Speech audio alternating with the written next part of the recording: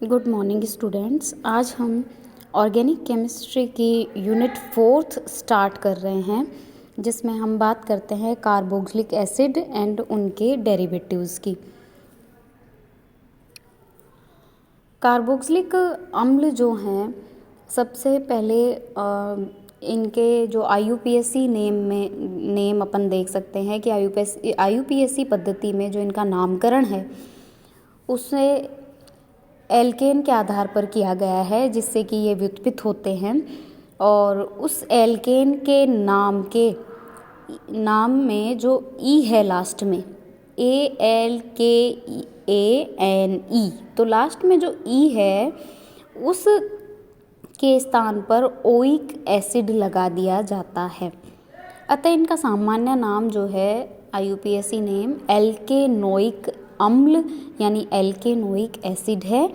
और just like आप HCOOH है तो इसमें एक कार्बन है, तो क्या हो गया मेथेनोइक अम्ल। यहाँ पर एक चीज़ ये ध्यान रखनी है कि जस्ट लाइक CH3CH2COOH है, तो हम इसमें नंबरिंग के दौरान सबसे फर्स्ट कार्बन जो फर्स्ट क्रमांक है वो हम COOH समूह के कार्बन को देंगे। और इनके सामान्य नाम भी हैं, जस्ट लाइक HCOOH है तो इसका है फॉर्मिक एसिड, CH3COOH है तो इसका एसिटिक अम्ल। इसी प्रकार अदर अम्लों के भी सामान्य नाम जो कि जनरल नेम जिनसे इन्हें जाना जाता है वो भी हैं, और इनके IUPAC नेम भी हैं। अब हम बात करते हैं कार्बोक्सिलिक अम्लों के स्ट्रक्चर एंड बॉन्डिंग की। तो कार्बोक्सिलिक समूह में दो क्रियात्मक समूह कार्बोनिल एवं हाइड्रोक्सिल समूह परस्पर एक दूसरे से सिग्मा बंध द्वारा जुड़े हुए हैं। जैसा कि मैंने यहाँ दिखाया है, COOH में एक तो है CO यानी कार्बोनिल ग्रुप, एक है OH यानी हाइड्रोक्सिल समूह। ये दोनों समूह एक दूसरे से जुड़े होने के कारण एक दूसरे की क्रियाशीलता को भी प्रभावित करेंगे। परिणाम स्वरूप उस समूह के गुण ज़्यादा प्रभावी होंगे जो ज़्यादा प्रबल होगा। यानी दो फंक्शनल ग्रुप यहाँ हैं, दोनों फंक्शनल ग्रुप एक दूसरे के साथ जुड़े हुए हैं, इसलिए एक दूसरे की रिएक्टिविटी को भी इफ़ेक्ट करेंगे। तो इसमें वो ग्रुप ज़्यादा डोमिनेंट होगा, उस ग्रुप के गुण ज़्यादा डोमिनेंट होंगे जो ग्रुप अधिक स्ट्रॉन्ग है। अब हम बारी बारी से दोनों इन क्रियात्मक समूहों की बात करते हैं। जैसे कि हम बात करें कार्बोनिल समूह की, तो कार्बोनिल समूह का जो मेन प्रॉपर्टी है, कार्बोनिल समूह का जो मुख्य गुण है वो क्या है? नाभिक स्नेही योगात्मक अभिक्रियाएं देना। क्योंकि कार्बोनिल समूह का कार्बन परमाणु ऑक्सीजन परमाणु की अधिक विद्युत ऋणता के कारण आंशिक धनावेश हो जाता है, और ऑक्सीजन पे क्या आ जाता है? अधिक विद्युत ऋणता के कारण आंशिक ऋणावेश। फलस्वरूप उस आंशिक धनावेशित कार्बन पर नाभिक स्नेही का योग होता है, और इसके कारण कार्बोनिल समूह नाभिक स्नेही योगात्मक अभिक्रियाएं देते हैं। तो ये कार्बोनिल ग्रुप का मेन प्रॉपर्टी है, जिसको मैंने यहाँ रिएक्शन के थ्रू शो किया है। Due to greater electronegativity of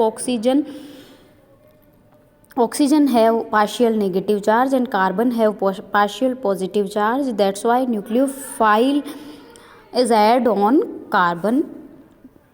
और ये अभिक्रियाएं हम पिछली यूनिट कार्बोनिल कंपाउंड्स में हम देख चुके हैं। कार्बोक्सिलिक समूह में कार्बोनिल समूह से एक OH समूह जुड़ा हुआ है। कार्बोनिल समूह से सिग्मा बंध के द्वारा एक OH समूह जुड़ा हुआ है, जिसके ऑक्सीजन परमाणु पर दो लोन पेयर ऑफ इलेक्ट्रॉन्स हैं या नॉन बॉन्डिंग इलेक्ट्रॉन्स हैं। ये इलेक्ट्रॉन युग्म अनुनाद द्वारा कार्बोनिल कार्बन के धनावेश को क्या कर देते हैं? समाप्त कर देते हैं। जैसा कि आप इसमें देख पा रहे हैं कि इधर ऑक्सीजन कार्बोनिल समूह में ऑक्सीजन की इलेक्ट्रोनेगेटिविटी ज़्यादा होने के कारण कार्बन ऑक्सीजन बॉन्ड के इलेक्ट्रॉन किधर शिफ्ट हो रहे हैं? ऑक्सीजन पे। जिससे कार्बन पर क्या आया था, पॉजिटिव चार्ज। लेकिन चूंकि यहाँ कार्बन से OH समूह भी जुड़ा हुआ है और ऑक्सीजन पे क्या है, 2 लोन पेयर है, ये लोन पेयर किधर शिफ्ट हो जाते हैं, कार्बन ऑक्सीजन बॉन्ड की तरफ।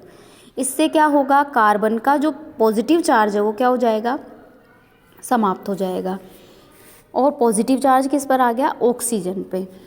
तो जब कार्बन पर पॉजिटिव चार्ज ही नहीं रहेगा तो कार्बन पर नाभिक स्नेही का योग भी नहीं होगा।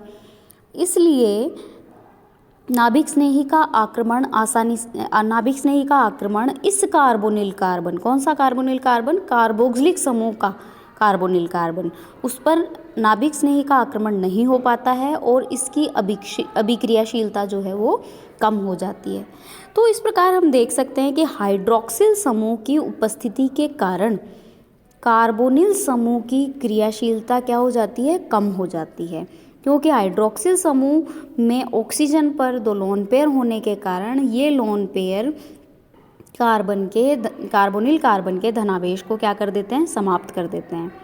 इसलिए हाइड्रोक्सिल समूह की प्रेजेंस के कारण कार्बोनिल ग्रुप की क्रियाशीलता कम हो जाती है।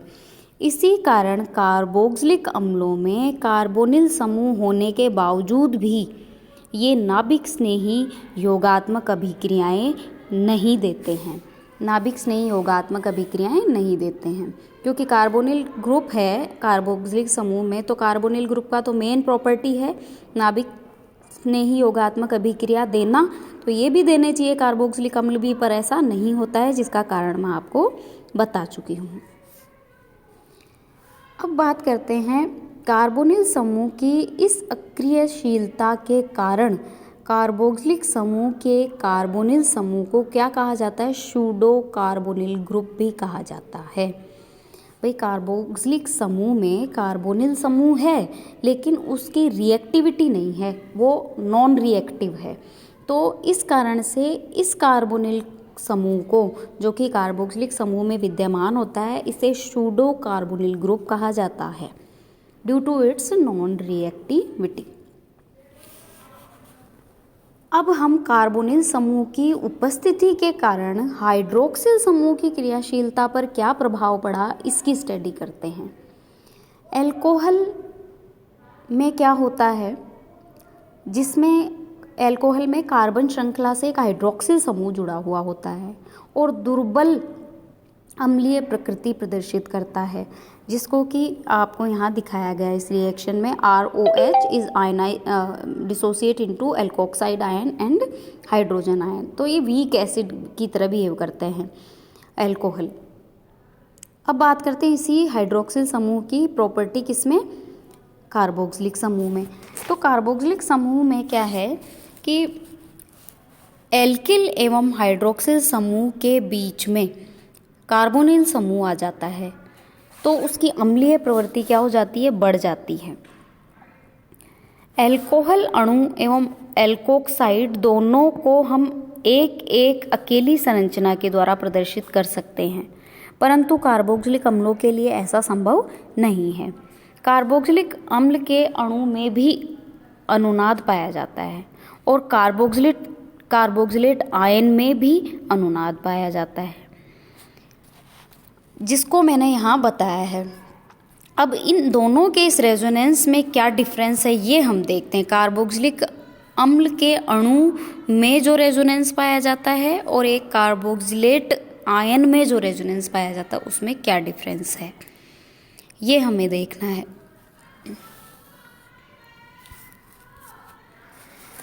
कार्बोक्सिलिक अणु की दोनों अनुनादी संरचनाओं में, भाई ये कार्बोक्सिलिक अम्ल का अणु है, इसकी दोनों अनुनादी संरचनाओं में क्या हो रहा है, एक अनुनादी संरचना तो उदासीन है, एक अनुनादी संरचना तो उदासीन है और दूसरी अनुनादी संरचना क्या है, डाई आयन है।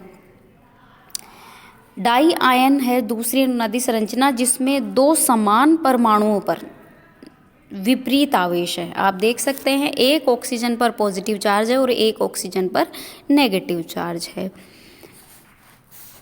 इसी कारण से इन दोनों अनुनादी संरचनाओं के बीच ऊर्जा अंतर पर्याप्त होता है और इस वजह से यहाँ पर अधिक रेजोनेंस नहीं पाया जाता है, रेजोनेंस की जो मात्रा है वो कम होती है।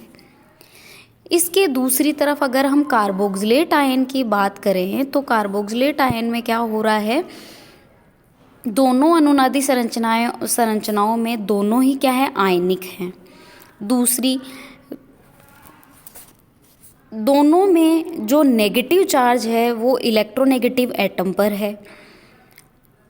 इस कारण से यहाँ पर दोनों संरचनाओं के बीच का जो ऊर्जा अंतर है वो क्या होता है, कम होता है। और यहाँ पर जो रेजोनेंस है वो इफेक्टिव रेजोनेंस होता है। इस बात से यह सिद्ध होता है कि कार्बोक्सिलेट आयन में दोनों कार्बन ऑक्सीजन बंधों की बंध दूरी समान होती है। दोनों जो कार्बन ऑक्सीजन बंध हैं इनके बीच की जो बंध दूरी है वो क्या होती है, समान होती है। इस प्रकार हम देखते हैं कि कार्बोक्सिलिक अम्ल के अणुओं की तुलना में कार्बोक्सिलेट आयन जो है वो इफेक्टिव रेजोनेंस के कारण अधिक स्थायी है। इसी वजह से कार्बोक्सिलिक समूह आयनित होकर के कार्बोक्सिलेट आयन के रूप में अधिक रहेगा, क्योंकि वो रेजोनेंस के कारण ज़्यादा स्थायी है। यही कारण है कि कार्बनिक यौगिकों में सबसे अधिक अम्लीय प्रकृति कार्बोक्सिलिक समूह की होती है।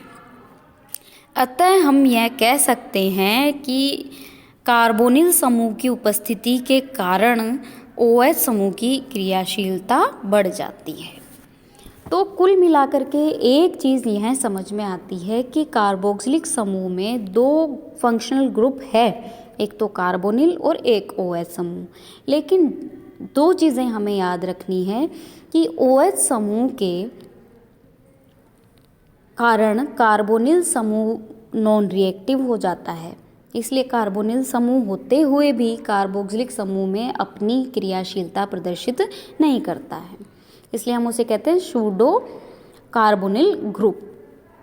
जबकि OH समूह पर क्या इफेक्ट पड़ता है, कार्बोनिल समूह की प्रेजेंस में OH समूह की रिएक्टिविटी बढ़ जाती है। ये डिफरेंस हमें ध्यान रखना है।